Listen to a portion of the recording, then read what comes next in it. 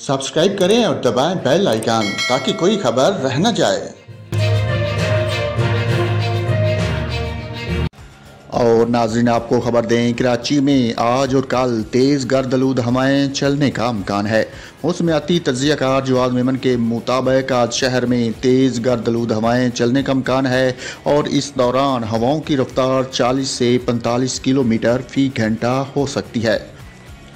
मौसमियाती तज्ज़ियाकार का कहना है कि गर्द-आलूद हवाओं से शहर का फ़ज़ाई मेयार मज़ीद मुतासर हो सकता है, ताहम शहर में सर्दी की शिद्दत अब कम रहेगी। जवाद मेमन ने बताया कि फरवरी के वक्त तक कराची में रातें कुछ सर्द और खनक रहेंगी। कम अज़ कम दर्जा हरारत 13 से 17 और ज़्यादा से ज़्यादा दर्जा हरारत 27 से 30 डिग्री सेंटीग्रेड तक रहेगा।